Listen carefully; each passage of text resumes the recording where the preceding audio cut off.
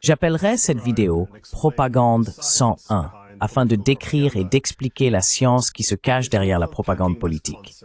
Il vaut la peine de décortiquer ce concept, car le mot « propagande » est utilisé avec une fréquence apparemment toujours croissante.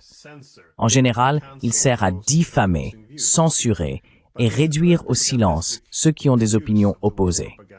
Mais c'est en réalité un usage très propagandiste du mot « propagande », car la manière de contrer la propagande consiste à s'ouvrir, à avoir des discussions rationnelles et à ne pas employer des techniques qui relèvent en fait de la propagande pour saper l'échange d'arguments rationnels.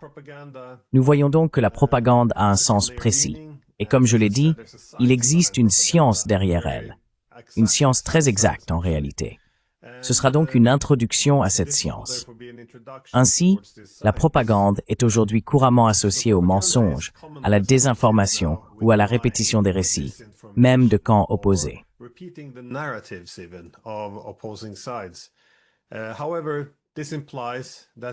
Cependant, cela implique que vous faites appel aux facultés rationnelles du public pour le tromper. Mais ce n'est pas une bonne définition de la propagande. La propagande est la science de la manipulation du public en faisant appel aux aspects irrationnels de la nature humaine, le subconscient. Nous savons que l'individu peut être rationnel. Cependant, il est également vrai que les êtres humains agissent selon leurs instincts. Et l'un des instincts les plus puissants de la nature humaine est le besoin de s'adapter au groupe. Les êtres humains s'organisent en groupes. Cela fait des milliers d'années que nous le faisons. Nous nous organisons en groupe pour un sens commun et une sécurité commune. C'est pourquoi nous gravitons naturellement vers des regroupements tels que la famille, la nation ou les communautés religieuses. C'est un instinct fondamental de la nature humaine.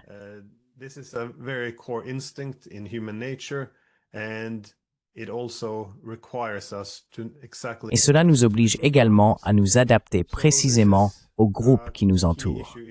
C'est une question essentielle de la nature humaine.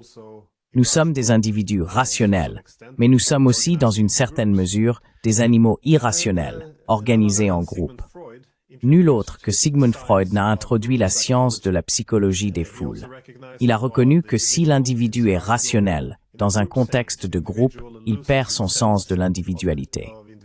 Il devient facilement influençable, émotif, impulsif. L'individu réprime la pensée rationnelle et la retenue morale. C'est ce que la psychologie des foules fait à l'individu rationnel. Et il existe des moyens de manipuler la psychologie des groupes. Mais nous voyons aussi que la participation à des groupes forme une conscience collective. Les instincts sociaux, les instincts grégaires, les instincts tribaux, ce sont là des thèmes récurrents.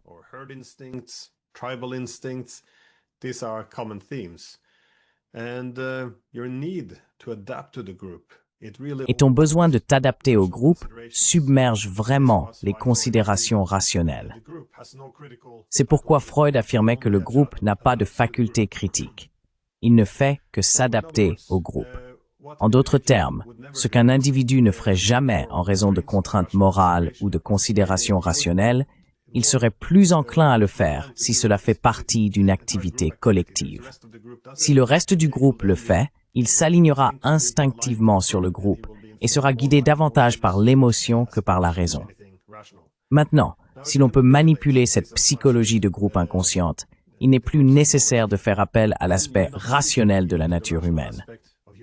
Alors, examinons qui a rédigé la majeure partie de la littérature initiale sur la propagande politique.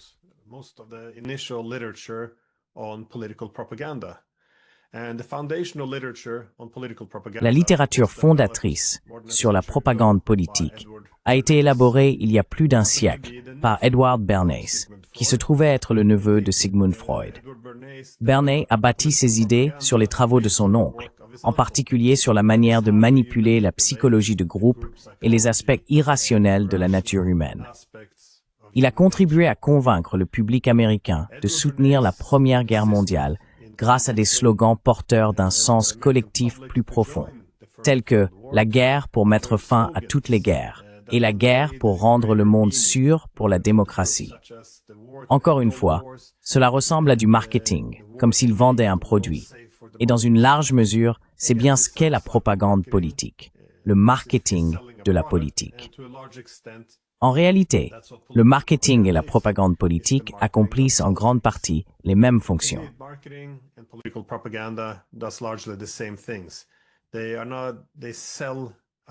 Ils vendent des idées et des émotions au groupe.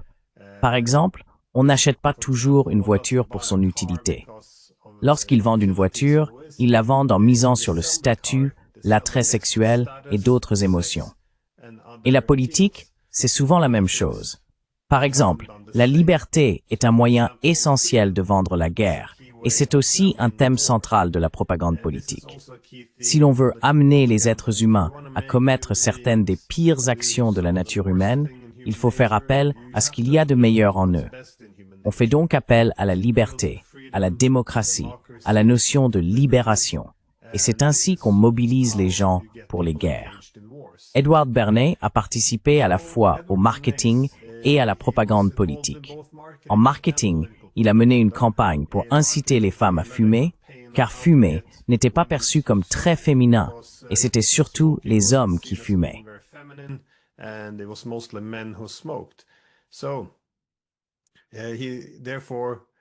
Il a donc associé la féminité et l'émancipation des femmes au fait de fumer des cigarettes.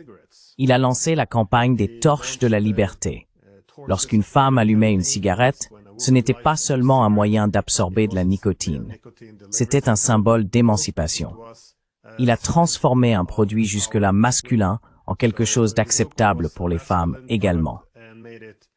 Bernays a ensuite appliqué les mêmes principes de marketing à la politique. Il a été engagé par la United Fruit Company lorsque le gouvernement du Guatemala a introduit de nouvelles lois du travail pour protéger les ouvriers, ce qui bien sûr nuisait à la rentabilité. Bernays a convaincu le public américain que Jacobo Arbenz, le président du Guatemala, qui était en réalité un capitaliste libéral, était un communiste menaçant la liberté fondamentale.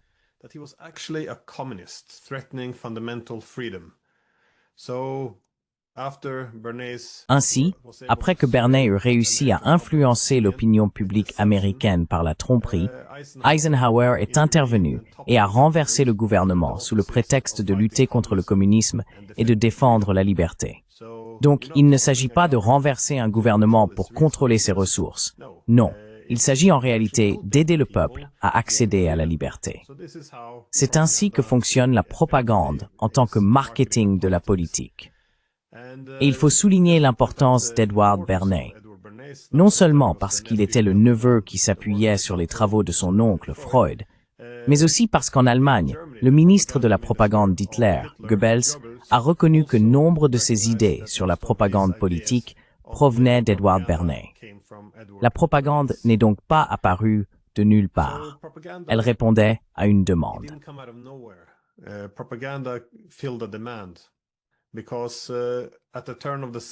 Parce qu'au tournant du siècle, le monde était devenu bien plus complexe.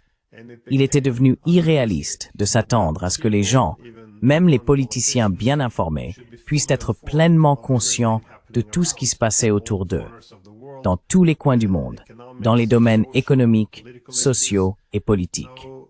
C'est tout simplement trop demandé. Ainsi, pour gérer la population, ils ont besoin d'heuristiques ou de raccourcis mentaux. Et nous pouvons voir comment cela fonctionne aujourd'hui. Si les États-Unis bombardent le Yémen, eh bien il se peut que vous ne sachiez même pas où le situer sur une carte. Vous n'avez pas besoin de connaître son histoire ni son contexte. Pourtant, pour une raison ou une autre, vous savez exactement de quoi il s'agit. Vous savez qui est du bon côté et qui est du mauvais côté.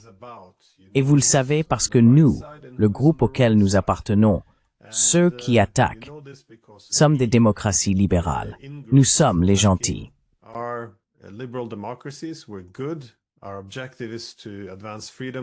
Notre objectif est de faire progresser la liberté, la démocratie et les droits humains. Pendant ce temps, les opposants sont des terroristes. Ils sont agressifs et ils nous détestent. Donc, si vous acceptez le postulat qu'un camp est bon et l'autre mauvais, vous adhérez au stéréotype. Alors, que signifie réellement la réalité objective? Qui attaque qui en premier? Qui menace qui? Qu'a réellement dit et fait chaque camp? Tout cela tend à disparaître en arrière-plan. Et c'est là qu'intervient la psychologie de groupe. Encore une fois, c'est un aspect très puissant de la nature humaine. Nous divisons les gens en deux groupes. Le groupe d'appartenance, qui nous sommes, et le groupe extérieur, les opposants, les autres. Et la raison pour laquelle cet instinct est si fort, c'est que si l'on veut survivre pendant des milliers d'années, il faut s'adapter au groupe d'appartenance.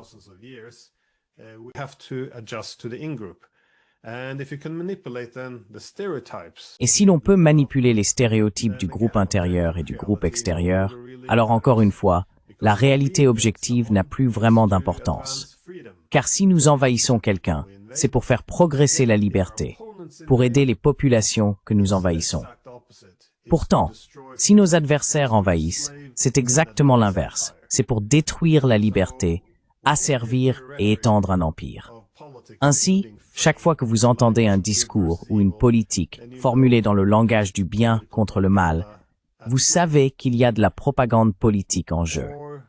Pour l'Occident, notre propagande politique s'articule désormais autour des démocraties libérales contre les autocraties. Cela n'a pas toujours été le cas. Autrefois, c'étaient les civilisés contre les barbares. Pendant la guerre froide, c'était moins ethnique et davantage idéologique.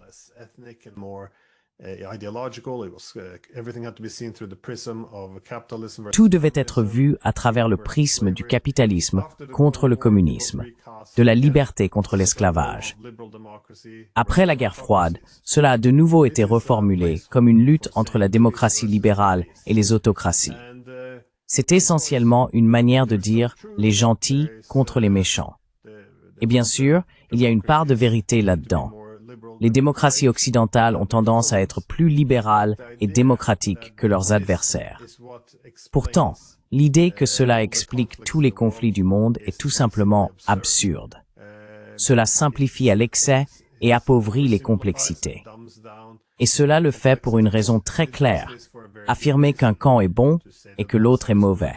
Ainsi, lorsque les dirigeants politiques ne parlent que de nos valeurs et des intentions belliqueuses de nos adversaires, vous savez qu'il y a de la propagande en jeu.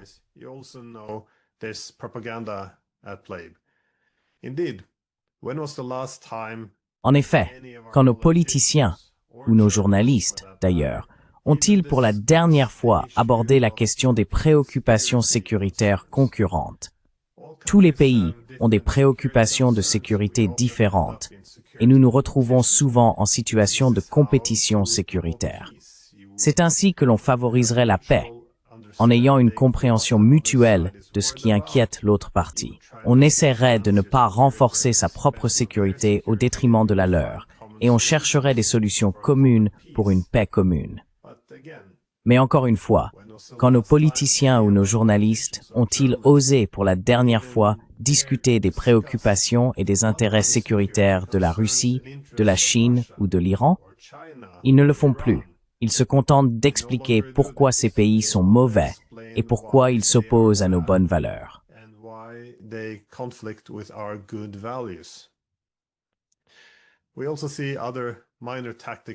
Nous voyons également d'autres tactiques mineures être utilisées. Par exemple, avec la guerre en Ukraine, les thèmes clés qui sont répétés encore et encore sont qu'il s'agit d'une invasion non provoquée et d'une invasion à grande échelle. Ces affirmations sont très faciles à réfuter si nous avons une discussion rationnelle avec des arguments. Mais ce n'est pas le cas, en effet. Nous constatons que l'esprit humain, dans sa manière d'apprendre, a tendance à confondre ce qui est familier avec ce qui est réel. Ainsi, si l'on répète simplement ces idées encore et encore, chaque article de presse, chaque politicien commence par cela, alors au bout d'un moment, cela semble vrai. Car c'est tout simplement ainsi que les êtres humains absorbent l'information et apprennent. Nous savons désormais aussi que la propagande elle-même a été l'objet de propagande.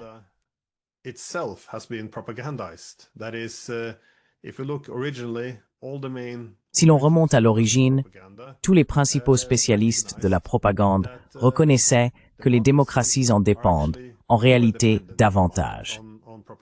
Lorsque le droit de vote a été élargi, et puisque la démocratie signifie que la souveraineté est transférée au peuple, La gestion de la foule est soudainement devenue beaucoup plus importante. Dans une autocratie, on n'a pas à tenir compte de l'opinion publique dans la même mesure, donc le besoin de propagande est moindre. C'est une évolution intéressante à considérer, car même Edward Bernays reconnaissait que les démocraties seraient plus dépendantes de la propagande. Alors, comment se fait-il qu'il soit presque admis comme une évidence que les démocraties libérales ne font pas de propagande, que ce soit uniquement le fait des régimes autoritaires?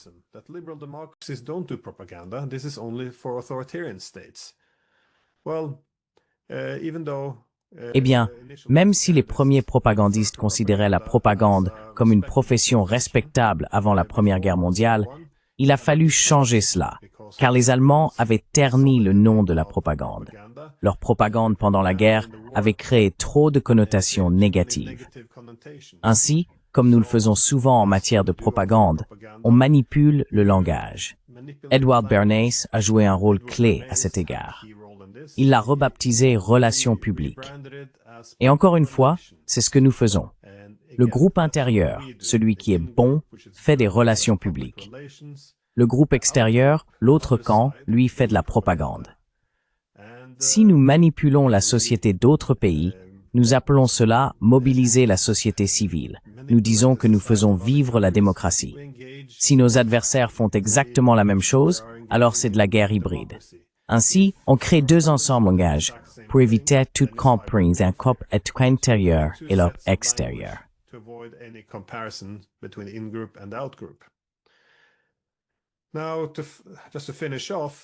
Pour conclure, Walter Lippmann a changé d'avis sur la propagande.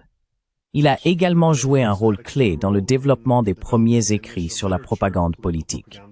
Mais il a révisé sa position en raison de l'équilibre entre ses avantages et ses inconvénients. Il a reconnu que la propagande consistait en grande partie à présenter le monde, ou un conflit, comme une lutte entre le bien et le mal. L'avantage, ou le bon côté de la propagande, est qu'elle permet de mobiliser le soutien du public pour un conflit. Si vous dites à votre peuple, qui ne souhaite peut-être pas la guerre, comme les Américains pendant la Première Guerre mondiale, qu'il s'agit d'une lutte entre la liberté et l'esclavage, que si nous menons cette guerre, elle mettra fin à toutes les guerres et rendra le monde sûr pour les démocraties, alors il devient plus facile d'obtenir le soutien du public pour la guerre.